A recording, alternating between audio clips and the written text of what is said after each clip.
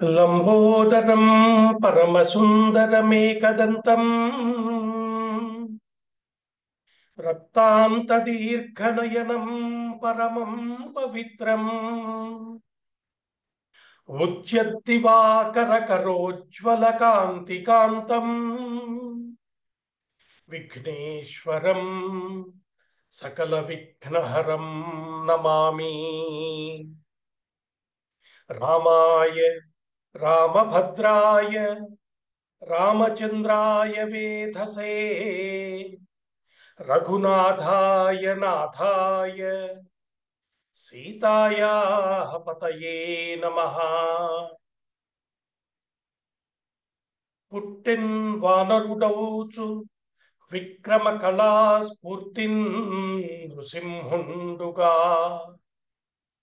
మెట్టే దానవహంత వేగగతిలోన వైనతేయుండే తాజుట్టెన్ వేదములెల్ల అశ్వముఖుడై శోకాబ్ధిలో నుండి పైబెట్టెన్ భూసుతనిట్టె క్రోడముగా ఆభీలోగ్ర పంచాస్యుడై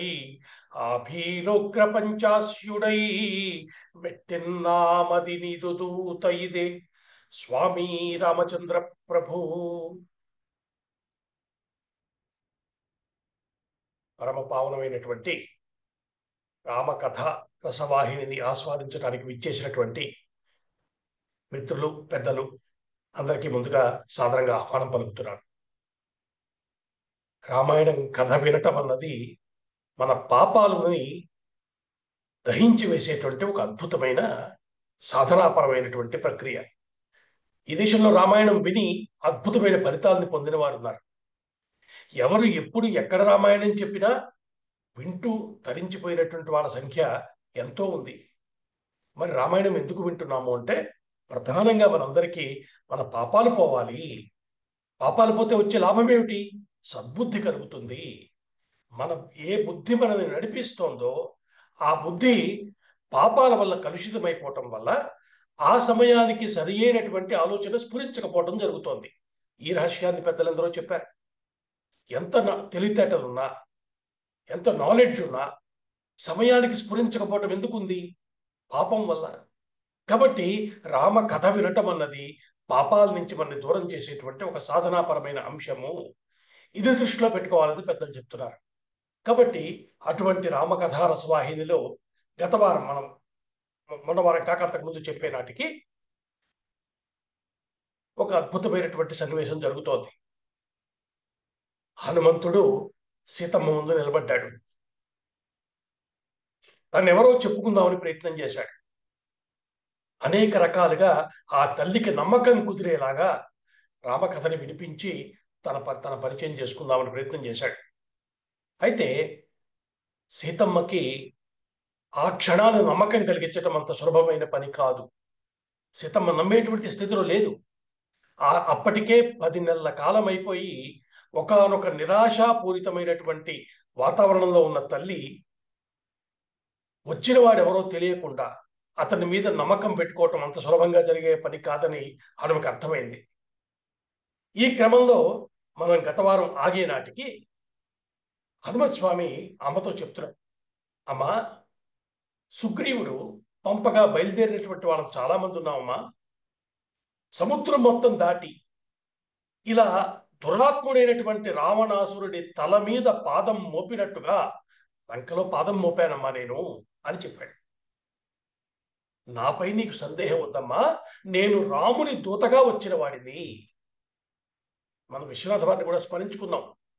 నన్ను నమ్మే స్వామి నమ్మవే నీవును, జలది దాటి తింత సఫలముగునవు, ఏ శిరస్సుతోడ నెరిగితి నా స్వామి, ఆ శిరస్సు నీ కాంచియుంటి.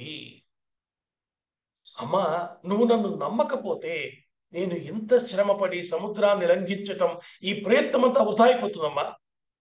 ఏ శిరస్సుతో రాముని వైభవాన్ని తెలుసుకుని నమస్కరించానో ఆ శిరస్సుతో నీ పాదాలకి నమస్కరిస్తున్నాను తల్లి, నన్ను నమ్ము అన్నాడు.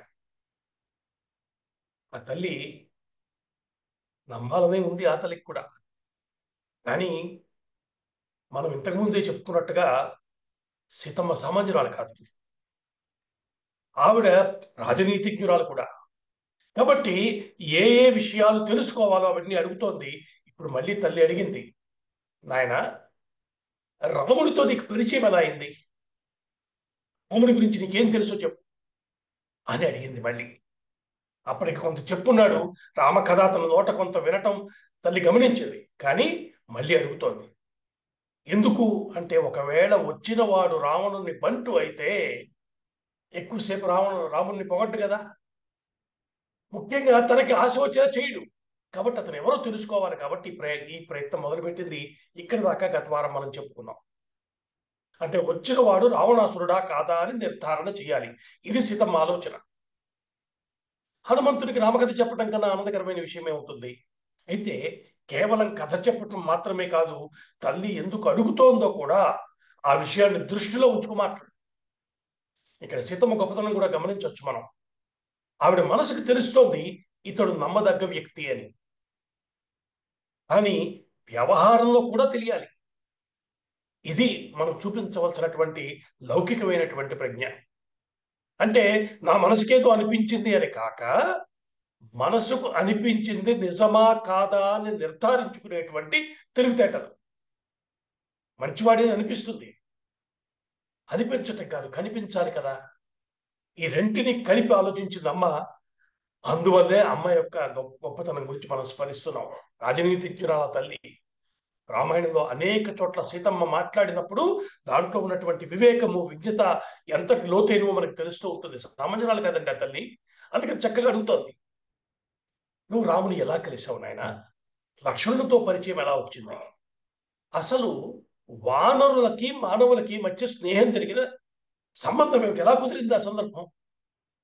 నువ్వు రాముడిని చూశాను అంటున్నావుగా, ఏది ఆయన రూపము, ఆయన గుణాలు, వీటి గురించి కొంచెం వివరంగా చెప్పు నాకు. ఇందాక చెప్పినట్టుగా అర్థం చేసుకున్నాడు. కృష్ణ ఎందుకు వస్తుందో అర్థం చేసుకున్నవాడు కాబట్టి స్పష్టంగా చెప్పడం మొదలుపెట్టాడు హనుమస్వామి. శ్రీరాముని యొక్క లక్షణాలు చెప్తున్నారు. శరీర లక్షణాల దగ్గర నుంచి ఆయన ప్రవర్తన, గుణగణాలు అన్ని వివరించి చెప్తున్నాడు. ఇక్కడ అనేక లక్షణాలు శ్రీరాముని గురించినవి విస్తారంగా వాల్మీకి మహర్షి మనకు అందించాడు. వీటన్నిటినీ కలిపి పెద్దలు ఏమంటున్నారంటే, రామతత్వ ఆవిష్కరణ జరిగింది ఇక్కడ. అంటే రాముణ్ణి ధీరోదాత్తుడుగా, ఒక మానవుడిగా, ఆదర్శవంతమైన మానవుడిగా చూడటం మాత్రమే కాకుండా ఉపాస్య దైవంగా చూడగలిగేటువంటి భక్తులు ఉన్నారు. అంటే రాముడు అంటే కొంతమందికి గౌరవం, ఏదో నమస్కరించుకుంటారు. కానీ ఉపాస్య బ్రహ్మమైన మధ్య చాలా తేడా ఉంది. ఆయన్ని పరబ్రహ్మగా చూసేటువంటి వారికి ఇక్కడ చెప్పబడ్డ లక్షణాలు, ఆయన మంత్ర రహస్యాలు హనుమత్ స్వామి చోట ప్రత్యేకంగా వాల్మీకి చెప్పించాడు వారి కోసం. కాబట్టి ఈ రహస్యాన్ని పెద్దలు అనేక మంది అనేక చోట్ల స్మరించారు. కాబట్టి మనం ఇప్పుడు వాటి జోలికి వెళ్ళటం లేదు. అయితే ఇక్కడ మనం తెలుసుకోవాల్సిన విషయం ఏంటంటే, రాముడు ఎంతటి ఆదర్శవంతుడు, అంతటి ఆరాధ్యుడు, అంతటి దైవము. ఇది భారతీయులుగా మనందరికీ తెలియాల్సినటువంటి విషయం. అంటే ఎవరో ఒక మనిషి గొప్పగా ప్రవర్తించాడు కాబట్టి దేవాలయం కట్టుకున్న వాళ్ళం కాదు. ఆయన సాక్షాత్తు పరబ్రహ్మము. ఈ విషయంలో స్పష్టత ఉండాలి. అయితే ఇక్కడ ఒక్క నిమిషం మనం ఆగి ఇంకొక చిన్న విషయాన్ని కూడా పరిశీలన చేద్దాం. ఈరోజు మనం హిందువులుగా సమాజంలో ఉన్న స్థితిని గమనించుకుంటే, దైవం పట్ల మనకున్న అవగాహన ఏమిటి? ఇది కొంచెం ఆందోళన కలిగించే విషయంగా ఉంది. ఎందుకని అంటే, దైవం అంటే లేదా దేవుడు అంటే భయం మాత్రం కొంత మిగిలింది మనకి. భయాన్నే భక్తి అనుకుంటున్నాం. అందుకే సులభంగా అన్య మతాల వైపు మళ్ళీపోతున్నాం. చివరికి ఏ స్థితి వచ్చిందంటే, ఫలానా దేవుడి ఫోటో ఇలా మీ ఇంట్లో ఉంటే మీకు అన్ని కష్టాలే. మీ ఇంట్లో శివుడి ఫోటో ఉందా, ఆ శివుడి చేతిలో త్రిశూలం ఉందా, కష్టాలు వస్తాయి సుమా అని ఎవరో అంటే ఆ ఫోటో తీసుకెళ్లి బయట పెట్టేసేంత దుర్బలమైనటువంటి స్థితిలో హిందూ సమాజం ఉంది ఈరోజు. పట్ల మనకి భయమే. ఒక పని చేయకపోతే ఏమైపోతుందో. చివరికి ఎంత విచిత్రమైన స్థితి అంటే, మనకి ఇప్పుడు మన ఇళ్లలో కూడా చాలా మంది దగ్గర ఉంటుంది. లాఫింగ్ బుద్ధ అని చైనా నుంచి దిగుమతి అయినటువంటి ఒక బొమ్మ. ఆ లాఫింగ్ బుద్ధ విగ్రహం మన ఇంట్లో ఉంటే అన్నీ శుభాలే అని ప్రచారం చేశారు. ఈరోజు లాఫింగ్ బుద్ధ లేని ఇల్లు లేదంటే మనం ఆశ్చర్యపోతాం. ఇది డిమాండ్ వచ్చేసింది.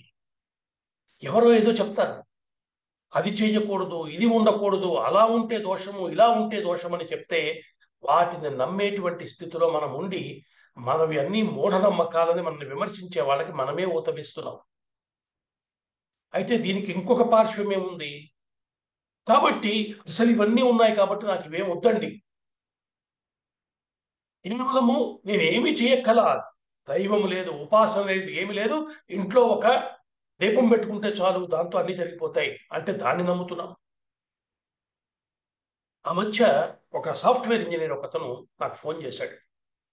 ఫోన్ చేసి, మా ఆఫీస్లో ఒక చర్చ జరిగిందండి, ఈ ఈ మాట ఎందుకు మీకు ఎంతసేపు నేను చెప్తున్నానంటే, ఇది సమాజంలో కనబడుతున్న దుస్థితి, ఇది మన కంటపడితే మనం కరెక్ట్ చేయాల్సిన అవసరం ఉంది, అందుకని చెప్తున్నాను. అతనేమంటూ, మా ఆఫీస్లో కూర్చున్న ఒక మీటింగ్లో ఒక అతను ఒక మాట చెప్పాడండి, ప్రపంచవ్యాప్తంగా ఏ మతం యొక్క సంఖ్య ఎక్కువ ఉంది అంటే అనేక దేశాలు క్రైస్తవాన్ని, ఇంకా కొన్ని దేశాలు మహమ్మదీయ మతాన్ని అనుసరిస్తున్నాయి, చాలా కొద్ది మంది, ప్రపంచ సంఖ్యలో కొద్ది మంది మాత్రమే హిందువులుగా ఉన్నారు అని మొదలుపెట్టాట. ఎవరు ఏం మాట్లాడలా విన్నారట అదంతా. అతనేమన్నాడు, ఇప్పుడు నేను ఒక విషయం చెప్తాను చూడండి, ప్రపంచంలో అత్యంత ధనికమైన దేశాలన్నీ కూడా క్రైస్తవ మతానికి సంబంధించినవే. అంటే ఆ దేవుడు వాళ్ళకి ఎంత మేలు చేస్తున్నాడో చూసారా మీరు? అందుకే మన పిల్లలు కూడా ఆ దేశాలకే వెళ్తున్నారు చదువుకోవటానికి. అమెరికా అనండి, ఆస్ట్రేలియా, జర్మనీ, ఇవన్నీ సంపన్నమైన దేశాలు ఎందుకయ్యాయి? ఫలానా మతాన్ని పాటించడం వల్ల. కాబట్టి మీరు కూడా మీ ఇంట్లో ఒక ఫోటో పెట్టుకోండి. ఎట్లాగో ఏదో అందరినీ ఒప్పుకుంటారుగా మీరు, ఇది కూడా పెట్టుకోండి, మీకు మంచి జరుగుతుంది.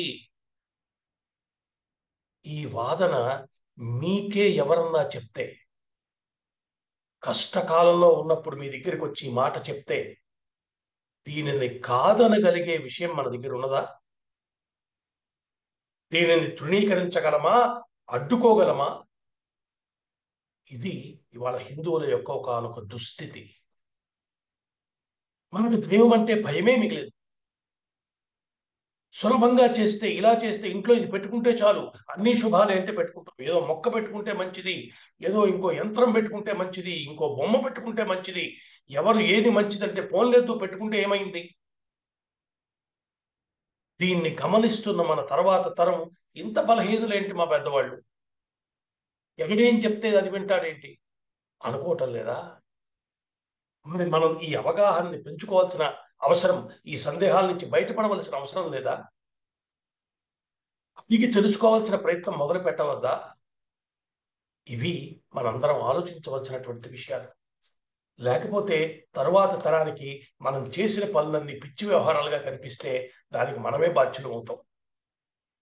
కాబట్టి ఇక్కడ ఇంతసేపు ఈ మాట చెప్పడానికి కారణం ఏంటంటే, ఇవాళ రామ తత్వము గురించి మాట్లాడుకునేటువంటి సందర్భం కాబట్టి, రాముడు మర్యాద పురుషోత్తముడు, ఎలా జీవించాలో చూపించాడు. ఆయనే దైవముగా కూడా ఈ రెండింటి మధ్య ఉన్న సమన్వయం అర్థం చేసుకుంటే రామాయణం మనకి అన్ని అవసరాలని తీర్చేటువంటి గ్రంథం అవుతుంది. అందుకే మనం చెప్పుకున్నాం, సుందరకాండ ఒక్కటి పారాయణ చేస్తే రామాయణం మొత్తం పారాయణ చేసిన ఫలితం వస్తుంది అనుకున్నాం కదా. కారణం ఏంటంటే సుందరకాండలో పలుసార్లు రామకథ మొత్తం చెప్పబడింది. ఇప్పుడు ఈ సన్నివేశంలో కూడా మీరు చూస్తే, మొట్టమొదట హనుమస్వామి వారు రామకథని మొదలుపెట్టారు. ఇప్పుడు సీతమ్మ అడిగిందని మళ్ళీ చెప్తున్నారు. వారి ఇద్దరి సంవాద రూపంలో మొత్తం రామకథ, రామతత్వం అంతా ఆవిష్కరించబడటం వల్ల సుందరకాండ చదివితే మొత్తం రామాయణ చదివిన పారాయణ ఫలితం వస్తోంది. కాబట్టి ఇక్కడ విశేషంగా ఆయన చెప్పారు, శ్రీరాముని యొక్క శరీర రూపం గురించి, గుణాల గురించి విశేషంగా చెప్పి, అమ్మా నేను నిన్ను వెతుక్కుంటూ రావటం, ఆ రామచంద్రమూర్తి దయ వల్ల నీ దర్శనం నాకు దొరికిందమ్మా అని చెప్పాడు. ఇంత చెప్పిన తరువాత తన పరిచయం చేసుకుంటున్నాడు స్వామి. ఇక్కడికి వచ్చా ఇప్పుడు చెప్పాడు, అమ్మా నా పేరు హనుమ, నేను కేసరి అంజనాదేవుల యొక్క పుత్రుణ్ణి, వాయుదేవుడి యొక్క అనుగ్రహం వల్ల కలిగిన వాడిని. నేను చేసిన పనుల కారణంగా నాకు హనుమాన్ అని పేరు వచ్చింది అన్నాడు ఆయన. హనుమాన్ అంటే మనం ముందే చెప్పుకున్నాం, బలమైన దవడలు కలిగిన వాడు. అయితే ఇంకొక ప్రధానమైన అర్థం కూడా మనం విస్తారంగా చర్చించుకోవడం జరిగింది మొదట్లోనే. హనుమాన్ అంటే జ్ఞానవాన్, జ్ఞానము కలిగిన వాడు, జ్ఞానాధిదైవమైన. అయితే కేవలం జ్ఞానం కలిగి ఉంటే లాభమే ఉంది. అది ఆయన యొక్క వాక్కులో, ఆయన యొక్క శక్తిలో, చేసే పనిలో వ్యక్తం కావాలి కదా. అలా అయినవాడు కాబట్టి హనుమాన్ కేవలం జ్ఞాన స్వరూపము అంటే ఆయన చేసే ప్రతి కర్మలోనూ ఆ జ్ఞానం యొక్క ప్రకాశం కనిపిస్తుంది మనకి. అలా అర్థం చేసుకునే ప్రయత్నం మనం చేస్తే అద్భుతమైనటువంటి రహస్యాలు ఎన్నో మనకి తెలుస్తాయి. పెద్దలు చెప్పినటువంటి రహస్యం ఏంటంటే, హనుమాన్ అన్న పేరే ఒక గొప్ప మంత్రము. మరి మంత్రం అంటే దాన్ని ఎలా ఉపయోగించుకోవటం అంటే, 12 సార్లు హనుమాన్ నామాన్ని జపించి కనుక మీరు పనికి బయలుదేరితే ఏ పనికైనా సరే కార్యసిద్ధి జరుగుతుంది. ఇది పెద్దలు ఎందరో చెప్పారు. కేవలం 12 సార్లు హనుమాన్ అనే నామాన్ని జపించి బయలుదేరితే కార్యసిద్ధి కలుగుతోంది. ఇది భారతీయుల యొక్క విజ్ఞానం. కాబట్టి హనుమాన్ అన్న పేరు మంత్రమైంది. అయితే హనుమాన్ అని వినగానే మనకి ఆంజనేయ అన్న పేరు ఎలా వచ్చిందో కూడా తెలుసుకోవాలనిపిస్తుంది కదా. హనుమాన్ అంటే జ్ఞానవాన్, బలమైన దవడలు కలిగిన వాడిని ఒక అర్థం. ఎందుకంటే ఇంద్రుడి చేతిలో దెబ్బతిన్నప్పుడు ఆ కనిపించినటువంటి ఆ స్వభావం గురించి చెప్పారు. ఇక్కడ ఆంజనేయ అన్న పేరు కూడా ఉంది కదా ఆయనకి. అది ఎక్కడుంది, రామాయణంలో ఉందా అంటే అది ఎక్కడ కనిపించదు. కానీ ఆంజనేయ అన్న పదానికి అర్థం ఏంటి, ఇది కూడా ఒకసారి చెప్పుకుందాం. అంజనాదేవి యొక్క పుత్రుడు కాబట్టి ఆంజనేయుడు, ఇది సులభంగానే తెలుస్తోంది. అంజనాదేవి పుత్రుడు కాబట్టి ఆంజనేయుడు. అయితే అంత మాత్రమే కాదు, మనకి అంజనములు అని కొన్ని ఉన్నాయి. మీరు చాలా మందికి మీ చిన్నప్పుడు మీరు వినే ఉండొచ్చు. ఒకప్పుడు మన సమాజంలో ఇది ప్రసిద్ధంగా వినిపిస్తూ ఉండేది. అంటే ఏదైనా వస్తువు పోతే, దొరకకుండా పోయినటువంటి వస్తువుని, లేదా ఈ నిక్షేపాలు, నిధులు లాంటి వాటి కోసం, వాటిని వెతకటం కోసం అంజనం వేసేవాడు కొంతమంది ఉండేవారు. ఇది ఒకప్పుడు ప్రసిద్ధంగా ఉండేది. ఇప్పుడు అది ఎక్కడ మనం వింటల్లా. మనం పోగొట్టుకున్న ఎన్నో జ్ఞానాల్లో అది కూడా ఒకటి. అంటే ఈ అంజనము అంటే మామూలు దృష్టికి కనిపించని దాన్ని చూపించేది. అంటే అతీంద్రియ ప్రజ్ఞ పేరు. మామూలుగా మనం కళ్ళతో చెవుతో చూసేటువంటివన్నీ మనకి మామూలుగా అందుబాటులోకి వచ్చేవి. వీటికి అతీతమైన జ్ఞానం ఒకటి ఉందని వాళ్ళం కాబట్టి అటువంటి వాటిని చూపించేది అతీంద్రియ ప్రజ్ఞ పేరు ఇప్పుడు మరి ఆంజనేయుడు అంటే ఇంద్రియ జ్ఞానానికి మించినటువంటి దృష్టి, జ్ఞానము, ప్రతిభ కలిగిన వాడు కాబట్టి ఆంజనేయుడు. అంతేకాదు కొన్ని వేద మంత్రాలకి అంజనాలని పేరున్నాయి. సాక్షాత్తు కొన్ని వేద మంత్రాలు అంజనాలని. కాబట్టి వేద మంత్ర ప్రతిపాద్యమైనటువంటి దైవంగా హనుమాన్ని చెప్తారు. ఇటువంటి అద్భుతమైన హనుమ నామము, ఆంజనేయ నామాన్ని ఒకసారి మనం స్మరించుకుని, ఇక్కడ హనుమ చెప్పినటువంటి రామతత్వం కథ ఇవన్నీ వింది సీతమ్మ. రాముడి యొక్క గుణగణాలన్నీ చెప్పాడు ఆయన. అద్భుతమైనటువంటి విషయాలు చెప్పాడు. ఆ తల్లి కన్నుల వెంట ఆనంద బాష్పాలు వచ్చాయి. అప్పుడు హనుమస్వామి వారు రామచంద్రమూర్తి సీతమ్మకు ఇవ్వమని ఇచ్చినటువంటి ఆ బంగారు ఉంగరాన్ని, అంగుళీయకాన్ని తీసి చేతిలో పట్టుకుని అమ్మకు చూపిస్తూ చెప్తున్నారు, అమ్మా ఇది స్వామివారు నాకు ఇచ్చిన ముద్రిక, నీకు ఇవ్వమని చెప్పారమ్మా, కాబట్టి నీకు సమర్పణ చేస్తున్నాను తల్లి, చూడిది అని ఆ తల్లికి అందించారు. తల్లికి చాలా పరిచయం ఉన్నటువంటి ఉంగరం అది. దాన్ని చేతిలోకి తీసుకోగానే మనసులో రామచంద్రమూర్తి యొక్క స్వరూపం మెదిలింది. ఆ ఉంగరాన్ని చూస్తూ లోపల ఉన్నటువంటి వేదనంతా మర్చిపోయింది ఆ తల్లి అని మహర్షి చెప్తున్నారు. చూసి చాలా సంతోషించింది. ఆ తల్లి అంటోంది, నాయనా నువ్వు సామాన్యుడు కాదయ్యా, ఇంతటి భయంకరమైన లంకానగరంలోకి ప్రవేశించి ఇక్కడి దాకా వచ్చావంటే కేవలం ఎగిరే శక్తి ఒకటే కాదు, నీ బుద్ధి బలం, నీ జ్ఞానం, నీ పరాక్రమం ఇవన్నీ సాటిలేనివని తెలుస్తున్నాయి. నువ్వు ఎంతటి ఘనుడు అంటే అక్కడ అమ్మ చెప్పినటువంటి మాట, గోష్పదీకృత వారాసిం అసకీకృత రాక్షసం, మా తల్లి చెప్పింది. అంటే మొత్తం సముద్రాన్ని గోష్పాదము అంటే గోవు యొక్క పాదముద్ర అంత సులభంగా దాటేశావు. రాక్షస గణాన్ని దోమలతో సమానంగా భావించి నాశనం చేశావు. కార్యం కూడా స్వామి చేయబోతాడు. కాబట్టి ఈ అమ్మ చెప్పినటువంటి 2 పాదాలని చేర్చుకుని ఒక అద్భుతమైనటువంటి మంత్రానికి ధ్యాన శ్లోకం అయింది. గోష్పదీకృత వారాసిం మశకీకృత రాక్షసం రామాయణ మహామాలారత్నం వందే అనిలాత్మజం. రామాయణం అనేటువంటి ఒక మహామాలకి కొలికిపూస వంటి వాడు హనుమస్వామి అనే ఒక అందమైనటువంటి ధ్యాన శ్లోకాన్ని ఇక్కడ మనకి స్మరించుకోవడానికి అవకాశం ఇచ్చింది అమ్మ. హనుమ గురించి అలా చెప్పిన తర్వాత ఆ తల్లి ఒక మాట అంది, నాయన నువ్వు నాతో మాట్లాడటానికి అన్ని విధాలా సమర్థుడైన వాడివి. ఎందుకంటే రామచంద్రమూర్తి నా వద్దకు ఎవరినన్నా పంపించేటప్పుడు పరీక్ష చేసే పంపిస్తాడు కదా అంది. అది ఆ భార్యాభర్తల మధ్య ఉన్న అండర్స్టాండ్. ఎవరిని పెడితే వాడిని పంపిస్తాడా? తల్లి దగ్గరికి వెళ్ళేవాడు ఎలా ఉండాలి? ఇది ఆయన ఆలోచించుంటాడని ఈవిడ ఆలోచించగలిగింది. కాబట్టి ఆయన నువ్వు అన్ని విధాల సమర్థుడివి, బాగుంది, నువ్వు వచ్చావు. కానీ నాకు ఒకటి చెప్పు, స్వామి నా గురించి ఏం ఆలోచిస్తున్నారు? ఇంతటి శక్తివంతుడు నన్ను విడిపించడానికి ఇంతవరకు ఎందుకు ప్రయత్నం చేయలేదయ్యా అంటూ రాముడి యొక్క యోగక్షేమాన్ని కనుక్కొని లక్ష్మణుని యోగక్షేమాన్ని ఇవన్నీ అడుగుతూ కొన్ని ప్రశ్నలు వేసింది ఆ తల్లి. ఎందుకు రాలేదు నా కోసం? నన్ను రక్షించడం కోసం ఎందుకు రాలా? నా మీద ఆయనకి ప్రేమ తగ్గిపోలేదు కదా. నన్ను రక్షించవలసిన వాడు, రక్షించగలిగిన వాడు ఆయనే కదా. నేను ఆయన కోసం ఎదురు చూస్తుంటానని ఆయనకి తెలీదా అంది.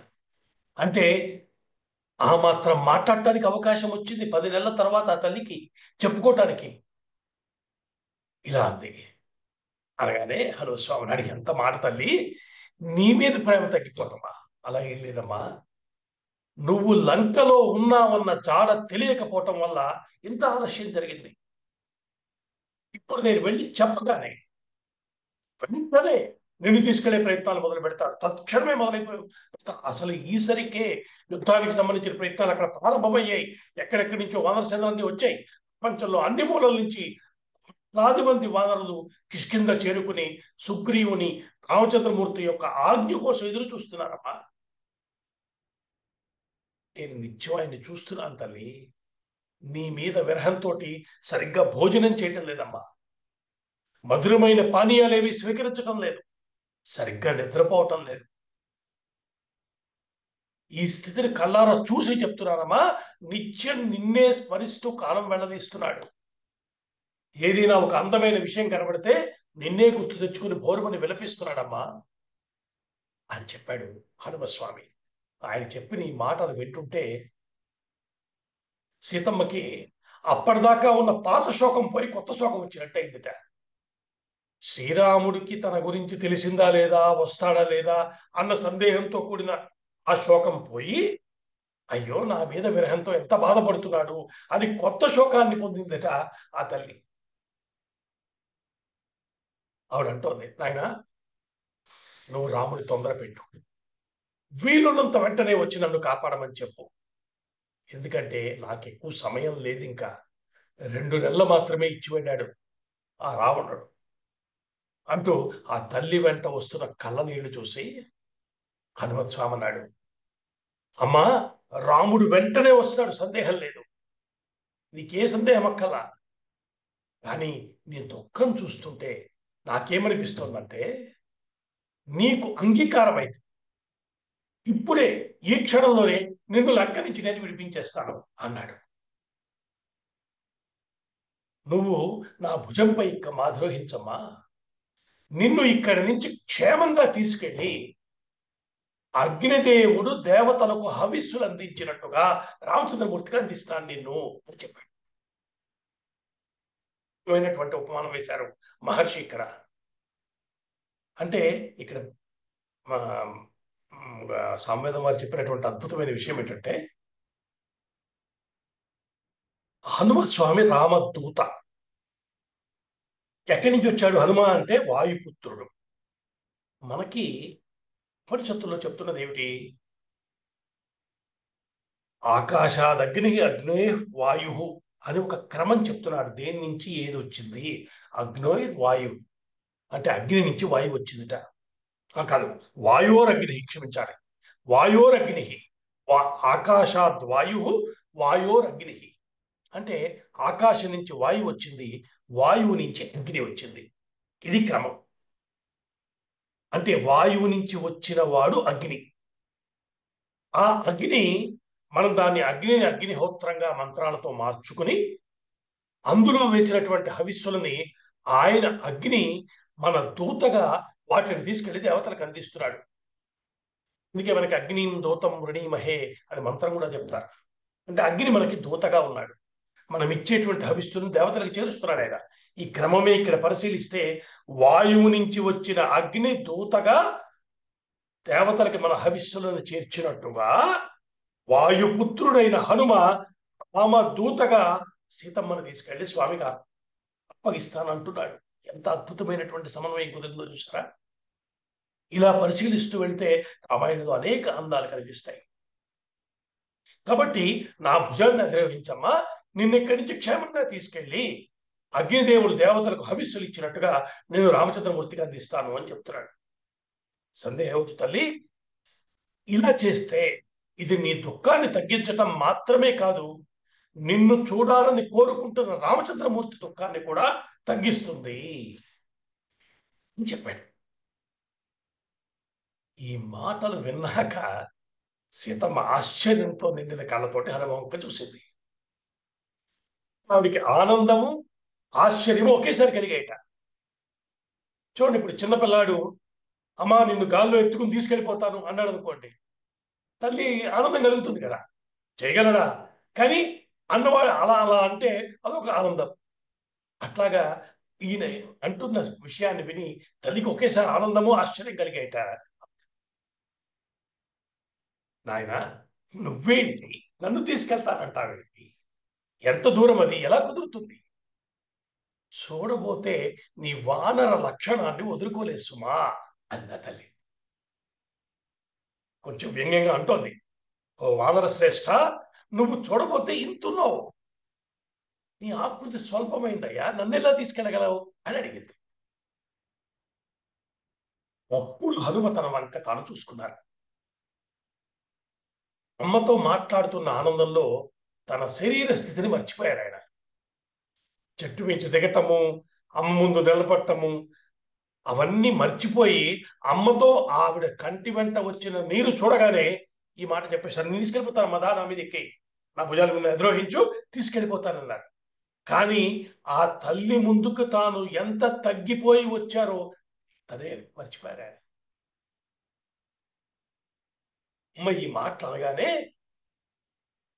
ఆయనకి కొత్త ప్రభావం వచ్చినట్టయింది అన్నారు మహర్షి. ఎందుకంటే అంతటి మాట ఆయన ఎవరు ఎప్పటిదాకా అల్లా. అవమానంగా అనిపించింది. ఇహ లాభం లేదనుకున్నాడు. తానేమిటో చూపించాల్సిన సమయం వచ్చింది. అయితే మనం మర్చిపోకూడదు, స్వామి బుద్ధిమంతులలో శ్రేష్ఠుడు, బుద్ధిమతాం వరిష్టం. కేవలం ఒక మాట అనగానే తను తాను మర్చిపోయి రూపం చూపించటం కాదుగా, అక్కడ స్పష్టమైనటువంటి ఆలోచన చేసే ప్రవర్తిస్తారు హనుమస్వామి. ఇందులో ఇంకో ఆలోచన కూడా ఉందని చెప్తున్నారు. తన ప్రస్తుత రూపాన్ని చూసి అమ్మకి పూర్తిగా నమ్మకం కలగలేదని తెలిసిపోతుంది. ఆవిడ సందేహాలు ఆవిడకున్నాయి. ఇంత చిన్న రూపంతో ఉన్నవాడు, ఇలాంటి వాడు తనంతట తానుగా ఇంత పెద్ద సముద్రాన్ని దాటి తన దగ్గరికి రావటం, తనతో మాట్లాడటం, అది ఇప్పటికీ కూడా తనకి ఇంకా కల్లానే ఉంది. ఏదో మొత్తం మీద ఇప్పటిదాకా చెప్పిన విషయాలన్నిటి వల్ల కొంత నమ్మకం కుదిరింది. అయితే ఆ నమ్మకం సరిపోదు. ఇప్పుడు సీతమ్మ ఇంతకు ముందు చెప్పిన మాటల ద్వారా ఆవిడికి అపనమ్మకం ఉన్నదన్న సత్యం మరింత అర్థమైంది హనుమస్వామికి. కాబట్టి ఆమెకి నమ్మకం కలిగించాడు. వచ్చాడు, కష్టపడ్డాడు, ఎలాగోలాగా నా దగ్గరికి వచ్చాడు, దూతలు అంటున్నాడు, బాగుంది, శుభం కలుగాక అంది, సంతోషించింది. కానీ ఆయన ఎంతటి వాడో ఆ తల్లికి అవగాహన లేదు. కాబట్టి ఆ తల్లికి తన శక్తి ఏమిటో కనీసం చూపించకపోతే ఈ అపనమ్మకాన్ని దూరం చేయలేము. రెండోది, తనని ఆ తల్లి ఒక చిన్న కోతి అనుకుందంటే రాముని దగ్గరున్న వానరులంతా ఇలాంటి వారే. వారు వచ్చి లంకని ఏం చేస్తారు అనే భయం కూడా ఉండుండొచ్చు కదా. కాబట్టి ఇప్పుడు తనేమిటో చూపించవలసిన సమయం వచ్చింది అనుకున్నాడు. అనుకున్నాక తల్లితో అంటున్నాడు, అమ్మవు కాబట్టి నువ్వు అన్న ఇంత మాట విని ఊరుకున్నానమ్మా. చూడండి ఎంత హర్ట్ అయ్యాడు ఆయన. అమ్మా, ఈ భుజాల మీద రామలక్ష్మణులు ఇద్దరిని మోశాను. ఆదిశేషుడు తన 1000 పడగల మీద భూమిని మోస్తాట. నేను నా భుజాల మీద మోయగలనమ్మా, అది నా శక్తి అన్నాడు. అసలు నా రూపం ఏమిటో నీకు తెలియకపోవటం వల్ల కదా నువ్వు ఇలా మాట్లాడుతున్నావు. తగ్గించుకున్న రూపం ఇది, నా అసలు రూపం చూపిస్తాను చూడు అన్నాడు. 4 అడుగులు వెనక్కేసి తరగడం మొదలుపెట్టాడు. అద్భుతమైనటువంటి వర్ణన చేశారు ఇక్కడ. హనుమంతుని యొక్క విరాట్ రూపాన్ని అమ్మవారు దర్శించారని కొన్ని పురాణాలు చెప్తున్నాయి. మహాద్భుతంగా క్రమంగా ఆకాశమంత ఎత్తు ఎదిగి కనిపిస్తున్నాడు. మహా తేజస్సుతో ప్రకాశిస్తున్నాడు. క్రమక్రమంగా పెద్దవాడయ్యాడు. వాడి అయిన కోరలతో, వజ్రముల వంటి కోళ్లతో, మహాప్రకాశవంతమైన అనేక ముఖాలతో ఆయన కనిపిస్తున్నాడు. కింద నుంచి చూసేవారికి ఎన్ని ముఖాలున్నాయో తెలియటంలా అంత పైకి ఉన్నాడు. అయితే ఈయన పెరగటం మొదలు పెట్టగానే ఆకాశంలో వచ్చి నిలబడ్డారు దేవతలను, ఋషులు. వారికి ఇది అద్భుతమైన అవకాశం. వారు చూస్తున్నారు, వారు స్తోత్రం చేస్తున్నారు. అద్భుతమైన స్తోత్రం. వందే వానర నారసింహ ఖగరాట్ క్రోడాశ్వవక్త్రాంచితం నానాలంకరణం త్రిపంచనయనం దేదీప్యమానం రుచా హస్తాబ్జై రసికేట పుస్తక సుధాకుంభాం కుశాద్రిం హలం ఖట్వాంగం ఫణిపూరుహం దశభుజం సర్వారి గర్వాపహం అంటూ ఆ అద్భుతమైన హనుమాన్ యొక్క స్వరూపాన్ని దేవతలు స్తోత్రం చేస్తూ వస్తున్నారు. ప్రతి ముఖము వెలిగిపోతోంది. ప్రతి ముఖానికి 3 కళ్ళు ఉన్నాయట. రుద్రరూపం కదండి, అది చూపిస్తున్నాడు అక్కడ. త్రిపంచ నేత్రం, 3 కళ్ళ ముఖాలతో, 5 ముఖాలతో ఉన్నాడు. అద్భుతమైనటువంటి స్వరూపం అది. అటువంటి అద్భుతమైన దర్శనాన్ని అమ్మకి చూపించారు. ఆయన మనసులో ఒకటే ఉంది. ఆయన ఒకే విషయం అమ్మకి చెప్పదలుచుకున్నాడు. విశ్వనాథ వారు ఆ మొత్తం మనకు ఒక పద్యంలో అందించారు. హనుమంతుడు ఏమనుకున్నాడంటే, ఎంతటి వాడు కావలయు ఎప్పుడు యత్ప్రతిభా విశిష్టుడై అంతటి వాడ నేనగుదు అప్పుడు తత్ప్రతిభా విశిష్టుడై అంతిక ప్రాంగణ స్థిత మహాధ్వజవద్ భుజదండ తీవ్రుడన్ చింతిత కార్యముల్ తనర చేయక కల్పత రూపమానుడన్. అమ్మనంటే ఏమనుకున్నావు? ఎప్పుడు ఎక్కడ ఎంత అవ్వాలో అంత అవ్వగలను చూపించాడుగా. అక్కడ మనకి సముద్రాన్ని దాటుతున్నప్పుడు సురస దగ్గర పెరగాలంటే పెరగలను, తగ్గాలంటే తగ్గగలను. అయితే ఇవి రెండు నా అసలు స్వరూపం కాదమ్మా. నా శక్తి ఎటువంటిదంటే నిన్ను ఈ లంకతో, ఈ రావణాసురునితో సహా కలిపి తీసుకెళ్లి శ్రీరామచంద్రమూర్తి ముందు ఉంచగలిగినటువంటి సమర్థత నాది. సందేహం వద్దమ్మా అని చెప్తున్నాడు. అద్భుతమైనటువంటి దర్శనం అది. సముజ్వలమైనటువంటి ఆ శత్రు కర్షణ రూపాన్ని చూసి సీతం ఆశ్చర్యపోయింది. అసలే విశాలమైన కన్నుల తల్లివి మరింత విప్పార్చుకుని చూసిందిట. మంత్రశాస్త్రానికి సంబంధించే సంహితా గ్రంథాల్లో సీతమ్మ ఈ సందర్భంలో హనుమంతుడు చేసిన స్తోత్రం గురించి ప్రత్యేకంగా ప్రస్తావన ఉంది. సీతమ్మ ఆ స్వామి ఆ రూపాన్ని దర్శించి స్తోత్రం చేసింది. ఆ స్తోత్రం మనకి అనేక గ్రంథాలు లభిస్తుంది. అది చాలా విశేషంగా ఉంటుంది. దాన్ని పారాయణ చేస్తే గొప్ప ఫలితాలు ఉంటాయని చెప్తున్నారు. అటువంటి ఒక మహాద్భుతమైనటువంటి ఆ హనుమత్ విరాట్ రూపాన్ని చూసిన తల్లి అంటోంది, హనుమ, నీ శక్తి ఎంతటిదో, నువ్వు ఎంతటి వాడవో నాకు అర్థమైందయ్యా. దయవుంచి నీ విరాట్ స్వరూపాన్ని ఉపసంహరించు. ఇంత చూశాక నువ్వు నన్ను చాలా సులభంగా తీసుకెళ్లి రామునికి అప్పచెప్పగలవు అని నాకు అర్థమైంది. సందేహమే లేదు. ఇప్పుడు అయితే ఏ కార్యానికైనా అన్ని కోణాల్లోంచి ఆలోచించాలని పెద్దలు అంటారు కదా. అలా ఆలోచించినప్పుడు నువ్వు చెప్పిన ప్రతిపాదన సరికాదనిపిస్తోంది. ఆవిడ ఎప్పుడైతే ప్రార్థన చేసి ఉపసంహరించుకోమందో మళ్ళీ స్వామి తన అసలు స్వరూపానికి దిగి వచ్చాడు. మళ్ళీ చిన్నవాడిగా తల్లి ముందు నిలబడ్డాడు. ఇప్పుడు ఆ తల్లి అంటోంది, నాయన ఒక పని చేసే ముందు అన్ని కోణాల్లోనూ మనం ఆలోచించుకోవాలి కదా.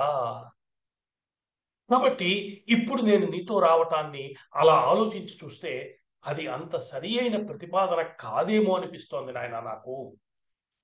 ఎందుకో చెప్తాను మీరు. నువ్వు వాయువేగంతో ప్రయాణం చేయగలిగిన వాడివి. నీ మీద కూర్చుని నేను ప్రయాణించటం చాలా సాహసం సుమా. నువ్వు అంత ఎత్తులో అంత వేగంతో వెళుతూ ఉంటే ఆ వేగానికి నేను తత్తరపాటు గురి కిందకి జారిపోవచ్చు, లేదా నేను పట్టు తప్పి కూడా కింద పడిపోవచ్చు. ఆ ప్రమాదం ఉంది. నన్ను రక్షించే క్రమంలో నీ భద్రతకు కూడా ప్రమాదం వచ్చే అవకాశం ఉంది. ఎందుకంటే నువ్వు నన్ను తీసుకెళ్ళిపోతున్నావని తెలిసిన మరుక్షణం ఇక్కడున్న రాక్షసులు ఊరుకుంటారా? ఊరుకోరు. వారు దాడి చేస్తారు. దాడి అంటే యుద్ధం జరుగుతుంది. ఆ దాడిలో జరిగే యుద్ధంలో నీ భద్రతకు ప్రమాదం, నా భద్రతకి ప్రమాదం.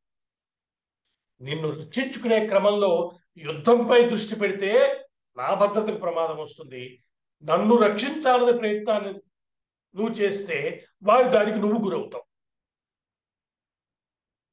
ఒకవేళ నేను వారికి చిక్కాను అనుకో, ఈసారి రావణుడు ఏం చేస్తాడు? ఎవరికీ కనిపించని మరో ప్రదేశంలో పెట్టేస్తాడు. అంటే విషయం మొదటికి వస్తుంది, మొత్తం పని దెబ్బతింటుంది. ఇక్కడ వాల్మీకి ఒక రహస్యాన్ని బయటపెట్టారు అని పెద్దలు చెప్పారు. ఈ సంభాషణ చెప్తూ వాల్మీకి ఒక శ్లోకం చెప్పారు. అక్కడ సీతమ్మ ఒక మాట అందట. అక్కడ ఆ తల్లి అంటోంది, ఇది వాల్మీకి రామాయణంలో ఉన్న శ్లోకానికి అర్థం అనమాట. ఆ తల్లి ఏమంది, నాయన ఆ శ్రీరాముడు, లక్ష్మణస్వామి, నువ్వు, సుగ్రీవుడు, ఇలా మీ అందరూ నా మీద ఆధారపడి ఉన్నారు. అంటే నా జీవితంపై ఆధారపడి మొత్తం కథ నడుస్తోంది అని ఒక మాట ఉంది. కొంచెం చిత్రంగా ఉంది కదా. అంటే సీతమ్మ అన్నది అని దాన్ని యాజ్ ఇట్ ఈస్గా వాల్మీకి మహర్షి మనకి చెప్పారు. ఎందుకంటే మనకు తెలుసు వాల్మీకి మహర్షికి బ్రహ్మదేవుని వరం ఏమిటి? అక్కడ సందర్భంలో జరిగిన అన్ని మాటలు వారి మనస్సులో ఉన్నవి బయటది అన్ని విషయాలు తెలుస్తాయి ఆయనకి. అలా చెప్తున్నాడు రామాయణం అని గుర్తుపెట్టుకోవాలి కదా మనం. కాబట్టి తెలిసి రాస్తున్నాడు. కాబట్టి సీతమ్మ ఈ మాట అందే అని రాసేశాడు. నా మీద ఆధారపడి మీ అందరి కార్యకలాపాలు ఉన్నాయి అనటంలో ఖచ్చితంగా రహస్యం ఉంది. ఏమిటది? తనని రావణుడు ఎత్తుకురావటం, తనిక్కడ లంకలో ఉండటం, ఇవన్నింటి వెనకాల తన ప్రణాళికే ఉంది అని చెప్తోందా తల్లి? అలా చూడాలంటున్నారు పెద్దలు చెప్పినటువంటి మాటలండి ఇవి. కాబట్టి సీతమ్మ సామాన్యురాలు కాదు అని గుర్తుపట్టడానికి ఇది కూడా మనకు ఒక అద్భుతమైనటువంటి సందర్భం. కాబట్టి ఆవిడేమంటోంది, రామచంద్రమూర్తిని, లక్ష్మణ్ని ఇక్కడికి తీసుకురావటమే మంచిది తప్ప నువ్వు నన్ను తీసుకెళ్ళటం క్షేమం కాదు. అంతేకాదు ఆయన, నాకు ఒక ధర్మం ఉంది, పాతివర్త్య ధర్మం. దానిని ఖచ్చితంగా పాటించే నేను భర్తను తప్ప అన్య పురుషులను తాకను. అయితే మనకి సందేహం వస్తుంది. అమ్మాయి క్లియర్ చేసేసింది, నేను వివసురాలనై నిస్సహాయురాలిగా ఉన్నప్పుడు రావణుడు నన్నెత్తుకొచ్చాడు, అప్పుడు నేనేం చేయలేను కదా. కాబట్టి నా అంతటి నేనుగా పరపురుషుణ్ణి స్పృశించడం. రామలక్ష్మణులు నా వద్ద లేని సమయం చూసుకుని దొంగలా వచ్చి రావణాసురుడు ఎత్తుకొచ్చాడు నన్ను. ఇప్పుడు రాముడు త్వరలా వచ్చి నన్ను దొంగగా ఆయన వాడు తీసుకొచ్చాడు కాబట్టి నన్ను కూడా తీసుకెళ్ళిపోతే ఏమంటారు?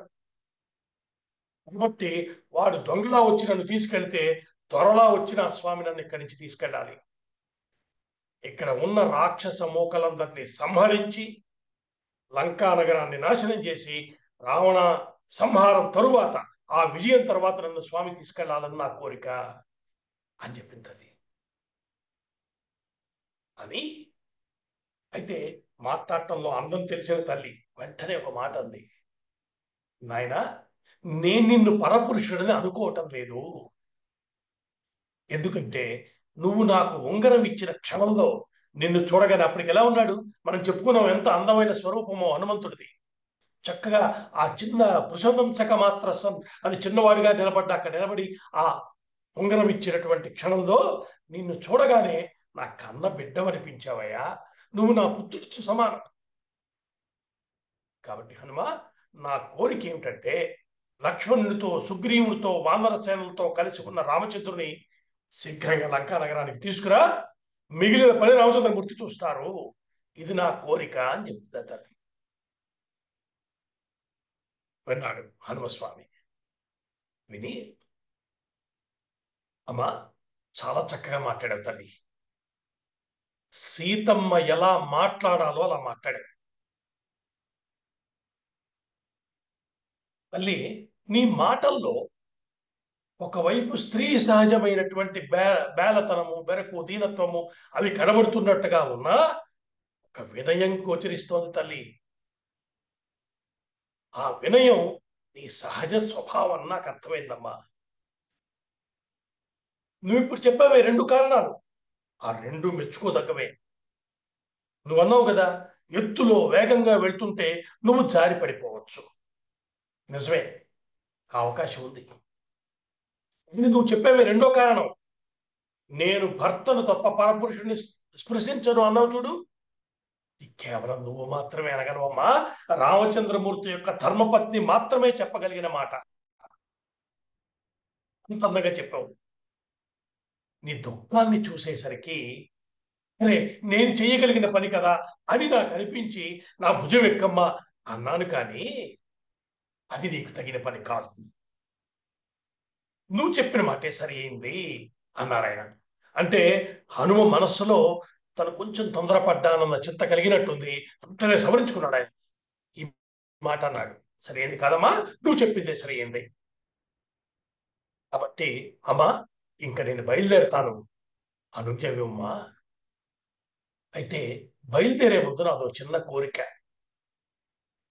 నేను నిన్ను దర్శించాను అని రామచంద్రమూర్తిని నమ్మించటానికి నాకు ఏదైనా ఒక అభిజ్ఞానాన్ని ఇవ్వు తల్లి అని ప్రార్థించాడు.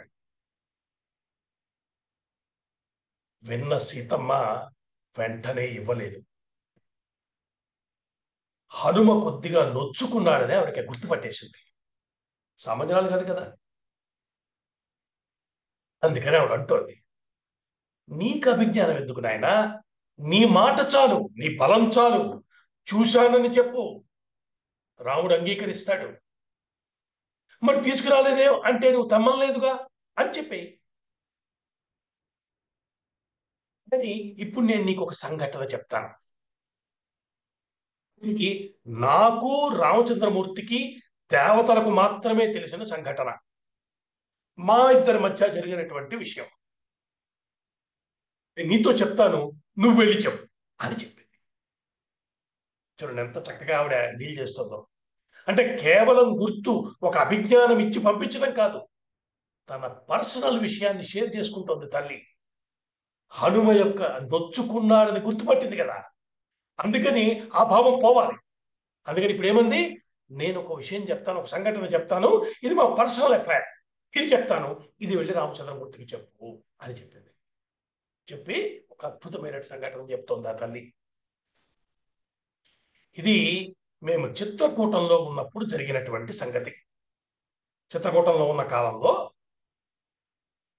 ఒకరోజు ఇక్కడ మందాకిని నదీ తీర ప్రాంతంలో సిద్ధాశ్రమం అని ఇక్కడ ఉన్నాం మేము కొంతకాలం. అక్కడ మేము ఉన్న కాలంలో ఒకసారి అలసిపోయిన రామచంద్రమూర్తి నా ఒళ్ళో పడుకుని సేద తీరుతున్నాడు. ఆ సమయంలో ఆయన నిద్రలో ఉన్నాడు. ఆ సమయంలో ఎక్కడి నుంచో వచ్చినటువంటి ఒక కాకి నన్ను పొడవటం మొదలుపెట్టింది. అలా పొడవటం వల్ల కాలినటువంటి రక్తపు చుక్కలు నిద్రిస్తున్న రామచంద్రుడి శరీరం మీద పడ్డాయి. వెంటనే ఆయనకి మెలకువ వచ్చింది. గాయంతో ఉన్న నన్ను చూశాడు. దూరంగా కాకి కనిపించింది. నన్ను గాయపరిచిందా కాకి తెలుసుకున్న స్వామి తక్షణం తాను పడుకున్న దర్భాస నుంచి ఒక దర్భని బయటికి లాగాడు. ఆ దర్భని బ్రహ్మాస్త్ర మంత్రంతో అభిమంత్రించి కాకి మీదకి వేశాడు. నిప్పులు చెరుగుతూ ఆ అస్త్రం కాకి మీదకి వెళ్ళింది. ప్రాణభయంతో పారిపోవటం మొదలుపెట్టింది ఆ కాకి. దాని వెంట పడింది ఈ బ్రహ్మాస్త్రం, ఇమ్మడిస్తోంది. ఇక ఆ కాకి తిరగని లోకం లేదు, ఆశ్రయించిన దైవం లేదు. ఇంద్ర దేవతల యొక్క లోకాలకి వెళ్ళింది, స్వర్గానికి వెళ్ళింది, వరుణ దేవుడి దగ్గరికి వెళ్ళింది, అందరి దగ్గరికి వెళ్ళింది. నన్ను కాపాడండి, నన్ను కాపాడండి అని ప్రార్థించింది. పురాణాల కథ ఆధారంగా తీసుకుని మనం చెప్పుకుంటాం. దీంతో ఆ దేవతలందరూ కాకిని ఒక ప్రశ్న అడిగారట. ఎవరు ప్రయోగించారు ఈ బ్రహ్మాస్త్రాన్ని ముందు చెప్పు అన్నారు. రామచంద్రమూర్తి ప్రయోగించాడని చెప్పగానే అయితే మేము కాపాడలేమని చెప్పేశారట. చివరికి అది అలా వెళ్ళి వెళ్ళి వెళ్ళి వెళ్ళి కైలాసానికి చేరింది. ఇక్కడికి చేరి శివుణ్ణి కూడా ప్రార్థించింది. నేను దీన్ని ఆపను, కానీ నీకు సలహా ఇస్తాను. వెళ్ళి రాముడి పాదాల మీద పడు, అది తప్ప వేరే దిక్కు లేదని చెప్పాట శివుడు సాక్షాత్తు. అది పరిగెత్తుకుంటూ వచ్చి రామచంద్రుడు పాదాల మీద పడింది. శరణాగత వత్సలుడైనటువంటి రామచంద్రమూర్తి ఆ కాకిని క్షమించదామనుకున్నాడు. అయితే బ్రహ్మాస్త్రాన్ని ప్రయోగించాక అది విఫలం కాకూడదు కాబట్టి ఆ కాకి యొక్క కుడి కన్నుని తొలగించి దాన్ని అంత చిన్న శిక్షతో వదిలిపెట్టేశాడు. నాయనా హనుమ, ఈ కథ నువ్వు రాముడికి చెప్పు, గుర్తు చెయ్యి. కేవలం నా మీద ఒక కాకి దాడి చేస్తే తట్టుకోలేక బ్రహ్మాస్త్రాన్ని ప్రయోగించాడే, నన్ను ఒక రాక్షసుడు అపహరిస్తే ఇంతకాలం ఎందుకు ఉపేక్షించాడో అని నేను అడిగాను, అడగవయ్యా అంది ఆ తల్లి. అని చివరగా రామచంద్రమూర్తికి నా నమస్కారాలు అందచేయి. లక్ష్మణుని అడిగానని చెప్పు. అతనికి నిజానికి మాతో అరణ్యాలకు రావాల్సిన అవసరం లేదయ్యా. మా లక్ష్మణుడికి వెళ్లాల్సిన అగత్యం రామచంద్రుడిది, భార్యను కాబట్టి నేను రావాలి. మా ఇద్దరితో పాటు అన్నీ వదిలేసి వచ్చాడు, మా ఎంతో శ్రమ కోర్చి వచ్చాడు, మాకు సేవ చేస్తున్నాడు.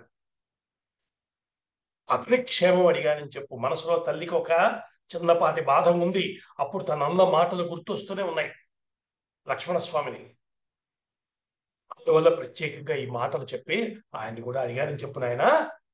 అలాగే రాముని మిత్రులైనటువంటి వారు అక్కడ ఉన్నారని చెప్పావుగా నువ్వు. సుగ్రీవుడు ఉన్నాడన్నావు. అక్కడ ఉన్న మిగిలిన వానర ప్రముఖుల్ని, శ్రేష్ఠుల్ని అందరినీ కుశలం అడిగానని చెప్పు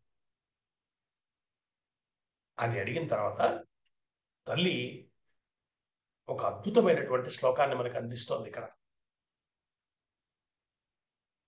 హనుమ, మా అందరి దుఃఖాన్ని తొలగించగలిగినటువంటి సామర్థ్యం నీ ఒక్కడికి మాత్రమే సాధ్యం అని, త్వమస్మిన్ కార్యనిర్యోగే ప్రమాణం హరిసత్తమా అంటూ మొదలుపెట్టి అక్కడ చెప్పిన మాటని మరొక వాక్యంతో కూడా కలుపుకుంటే ఒక మహామంత్రమై మనకు అందించింది రామాయణం.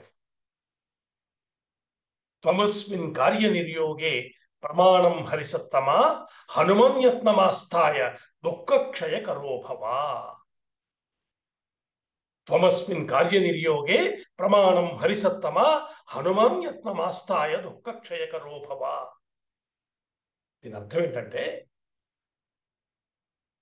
సీతమంటోంది హనుమతోటి, నాయన ఈ పని చేయటంలో తగిన వాడివి నువ్వే, నన్ను నా దుఃఖ నుంచి బయటకు పెట్టగలిగినటువంటి సమర్థుడే నువ్వే.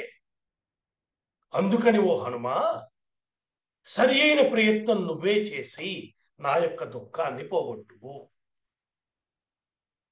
ఈ శ్లోకం యొక్క అర్థాన్ని కనుక మన వైపు నుంచి మనం భావించుకుంటే మన జీవితంలో వచ్చే అనేక కష్ట నష్టాలకి ఇది ఒక పరిష్కారం కాదు.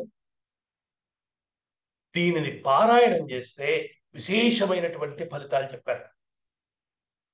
దీన్ని పారాయణ చేసి కార్యసిద్ధిని పొందొచ్చు, ఈతి బాధలు పోతాయి, శత్రు భయం పోతుంది, ఆ కోరికలు సిద్ధిస్తాయి. సామాన్యమైన శ్లోకం కాదు. మరొకసారి చెప్పుకుందాం. త్వమస్మిన్ కార్యనిర్యోగే ప్రమాణం హరిసత్తమా హనుమాన్యత్నమాస్థాయ దుఃఖక్షయ కరోభవ అని చెప్పారు. ఆ తల్లి చెప్పింది. చెప్పిన తర్వాత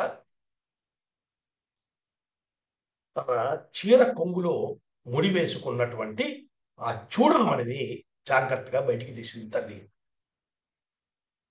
ఆ చూడమణిని తీసి హనుమంతుడి చేతిలో పెట్టింది. జాగ్రత్తగా అందుకున్నాడు ప్రసాదంలాగా హనుమంతుడు. ఆ తల్లికి ప్రదక్షిణ చేశాడు.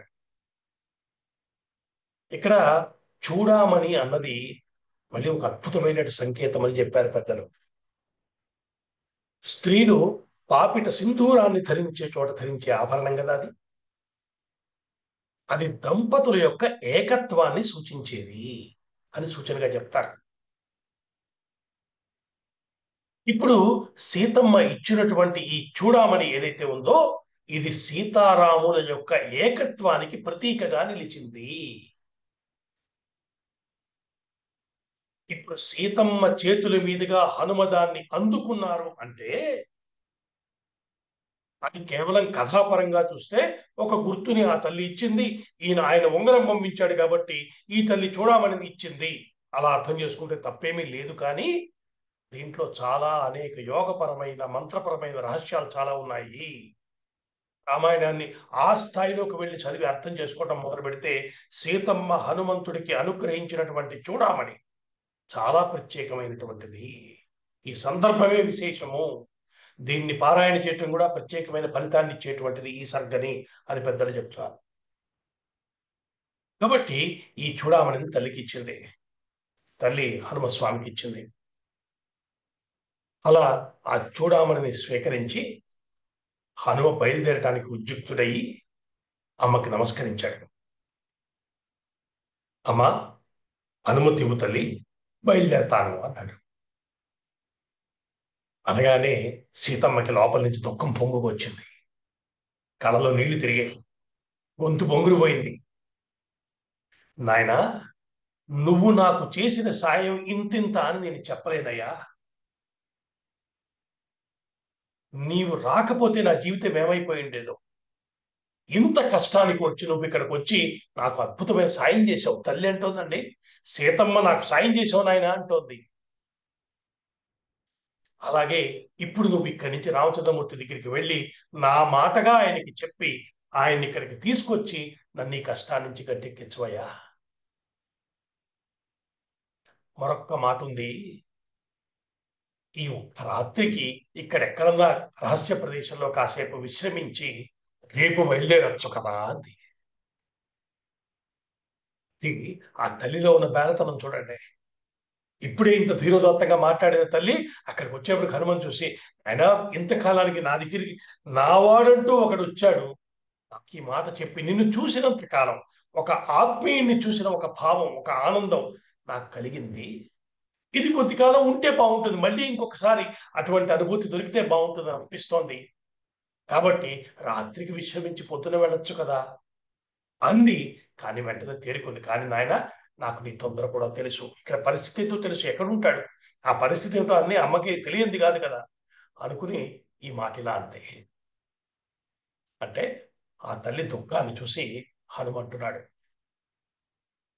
అమ్మ ఆందోళన చెందకు, రాముడు వస్తాడు, తొందరలోనే వస్తాడు. రావణ సంహారం చేసి నిన్ను తీసుకెళ్తాడు. నేను ఇందాకే చెప్పాను నీకు, కోట్లాది మంది వానర వీరులు యుద్ధ సన్నద్ధులై ఉన్నారు. నేను వెళ్ళి వారికి చెప్పగానే ఉత్తర క్షణం ప్రయత్నాలు మొదలు పెడతాడు మా సుగ్రీవుడు. వారిని తక్కువ అంచనా వేయకమ్మా. ఆ తల్లికి ధైర్యం రావాలి కదా, అందుకు చెప్తున్నాడు. ఆయన ఒక అద్భుతమైనటువంటి మాట అన్నాడండి. హనుమ యొక్క వ్యక్తిత్వానికి ఒక పరాకాష్ట అన్నమాట ఇది. ఆయన చెప్పిన మాట. ఆయన అంటున్నాడు, మా సుగ్రీవుడి దగ్గర మహావీరులు కోటాను కోట్ల మంది ఉన్నారు. నిజానికి ఆ వానర వీరుల్లో నాతో సమానులు కాని, నాకన్నా గొప్పవారు కానీ మాత్రమే ఉన్నారు. కానీ నాకన్నా తక్కువ వాడు అక్కడ ఒక్కడు కూడా లేడమ్మా అంటున్నాడు. ఇంకొంచెం క్లారిటీ ఇద్దాం అనుకున్నట్టున్నాడు. ఒక మాట అన్నాడు, అమ్మా, మహారాజులు దూతగా పంపించదలుచుకున్నప్పుడు ఆ దౌత్యానికి పంపించేటప్పుడు అందరికన్నా సమర్థుడిని పంపించరుగా, అందరికన్నా ఉన్నవాళ్ళు చిన్నవాడిని పంపిస్తారు, అలాంటి పనికి నియోగిస్తారు. నన్ను పంపించారంటే నీకు తెలియటల్లా అక్కడ ఉన్న వారందరూ నాతో సమానులు లేదా నాకన్నా గొప్పవారు, అందుకని రాముడు నన్ను పంపించాడమ్మా అంటున్నాడు. చూడండి, హనుమ యొక్క వ్యక్తిత్వంలో ఉన్న వైభవం ఏంటో అర్థం కావటల్లా. వానరులు ఎలా ఉంటారో సీతమ్మకి తెలియదు, అలాంటిది తను ఇప్పుడే తన రూపం ఏమిటో చూపించాడు. అలాంటి చోట తన గొప్పతనాన్ని చెప్పుకుంటే కాదనేవాడు ఎవరున్నారు అక్కడ? కానీ అక్కడ ప్రధాన ప్రయోజనము సీతమ్మకు ధైర్యాన్ని ఇవ్వటం. మనం కూడా బయట చాలా మందిని చూస్తూ ఉంటాం, వినయంగా మాట్లాడుతుంటారు. నాదేం లేదండి, అంతా భగవంతుడి దయ అంటుంటారు కదా, మనకి వింటుంటాం ఇది. వెంటనే మీరు అవునయ్యా నీదేం లేదు, అంతా భగవంతుడే చేశాడంటే వాళ్ళ కోపం వస్తుంది. అది ఇక్కడ హనుమ మాట్లాడిన మాట అలాంటిది కాదు. ఆయన ఒక ప్రయోజనాన్ని సాధించదలుచుకుని ఈ మాట చెప్పాడు, కేవలం వినయాలు పోవటం కాదు. తనేమిటో అమ్మ చూసింది, తన సామర్థ్యం ఎంతటిదో తన రూపం ఏమిటో అప్పుడే చూపించాడు తల్లికి, విశ్వరూపాన్ని చూపించాడు. ఆమెకు అర్థమైంది. ఇప్పుడు అంతటి వాడు స్వయంగా ఏమంటున్నాడు, అదే అందరికన్నా చిన్నవాడిని, నాకన్నా గొప్పవారు అక్కడ ఉన్నారు అంటే, ఇతడే ఇంత చేశాడంటే అందరూ కలిసి వస్తే ఎంత చేయగలరు అని నమ్మకం కలుగుతోంది కదా. తను వెళ్ళి రాముణ్ణి తీసుకొచ్చేలోగా అమ్మకి ఎంత స్థైర్యాన్ని ఇవ్వాలో అంత ఇచ్చి వెళ్తున్నాడు. ఇది రామదూతగా ఆయన. అందుకే రామ కార్య దురంధరుడు, అటువంటి అద్భుతమైనటువంటి పని చేసి వెళ్తున్నాడు ఆయన. ఇతనే ఇంత చేస్తే అందరూ కలిస్తే ఎంత చేయగలరన్న నమ్మకం కలుగుతుంది. ప్రస్తుతం ఆ నమ్మకం అమ్మకి ఇవ్వటం అవసరం, ఇది భావించాడు. భావించి ఆయన అంటాడు, అమ్మా అక్కడ ఉన్న వారందరూ మహావీరులు, తొందరలోనే అందరూ కలిసి ఇక్కడికి వస్తారు, వచ్చి ఈ లంకా నగరంలో ఉన్న రాక్షసుల పని పడతారు, మన సంహారం జరుగుతుంది, నిన్ను తీసుకెళ్లేటువంటి ముహూర్తం వచ్చేసిందమ్మా. రామ సంహారం చేస్తాడు, ఇక్కడి నుంచి నిన్ను తీసుకుని తిరిగి అయోధ్య చేరతాడు. ఇప్పుడు పట్టాభిషిక్తులై సింహాసనం మీద కూర్చున్న మిమ్మల్ని ఇద్దరిని చూసే అదృష్టం మా అందరికి త్వరలో కలగబోతోంది తల్లి అని చెప్పాడు. అంటే ఇదంతా, అంటే ఈ మొత్తం హనుమ మాట్లాడిన విషయాలన్నింటినీ ఒక దగ్గరికి తెచ్చుకున్నాం అనుకోండి, ఒక రామాయణం పూర్తయిపోతుంది. మొట్టమొదటి ఎక్కడ మొదలు పెట్టాడు? చెట్టు మీద కూర్చునుండగా అయోధ్యలో, అనగనగా అయోధ్యలో దశరథుడే మహారాజు, ఆయనకి పిల్లలు లేరు, అక్కడి నుంచి మొదలు పెట్టాడు కదా. అంటే రామాయణం ప్రారంభం చేశాడు, కొంతవరకు రామకథ చెప్పాడు. అక్కడ దాకా వచ్చి ఆపిన తర్వాత కిందకు వచ్చాక తల్లి మళ్ళీ అడిగింది, అయినా నాకు రాముడి గురించి చెప్పుకొని. అక్కడ మొత్తం రామాయణంలో సీతమ్మ లేనటువంటి భాగంలో జరిగిన మొత్తం కథ అంతా చెప్పి, అంటే జరిగినది చెప్పాడు, జరుగుతున్నది చెప్పాడు, చివరిలో జరగబోయేది కూడా చెప్పి రామాయణాన్ని ముగించాడు. అంటే హనుమ చెప్పిన రామాయణమే ఇంత అద్భుతమైన మంత్రమయమైనటువంటి ఫలితాన్ని ఇస్తోందంటే సుందరకాండ, కారణం హనుమంతుడు చెప్పినటువంటి రామాయణం అంతా అందులో ఉంది. ఇది పెద్దలు మనకి చేసినటువంటి ఉపదేశం. కాబట్టి సుందరకాండ వినటం అన్నది, సుందరకాండ గాథని విన్న, పారాయణ చేసిన ఒకే ఫలితం ఉంటుంది. దీని గురించి మనం మొట్టమొదట్లోనే విస్తారంగా చెప్పుకున్నాం. వినటం అన్నది చిన్న విషయం కాదు. శృణ్వన్ తపః, వినటమే తపస్సు అని పెద్దలు చెప్పారు. అటువంటి అద్భుతమైన రామ కథా రసవాహిని పేరు మీద హనుమంతుడి యొక్క వైభవోపేతమైనటువంటి అనేక సంలక్షణాలన్నింటినీ మనం స్మరించుకునేటువంటి ఈ కథలో మరిన్ని విశేషాలతోటి వచ్చే వారం మనం తర్వాత జరిగినటువంటి ఆ సుందరకాండకి సంబంధించిన తర్వాత భాగాన్ని కొనసాగిద్దాం. దానికి సంబంధించిన విషయాలు వచ్చే వారం మళ్ళీ మనం గురువారం ఇదే సమయానికి కలిసి మళ్ళీ చెప్పుకుందాం. అంతవరకు స్వస్తి, నమస్కారం. మంగళం కోసలేంద్రాయ మహనీయ గుణాత్మనే చక్రవర్తి తనూజాయ సార్వభౌమాయ మంగళం వేద వేదాంత వేద్యాయ మేఘశ్యామల మూర్తయే పుంసాం మోహన రూపాయ పుణ్యశ్లోకాయ మంగళం. స్వస్తి.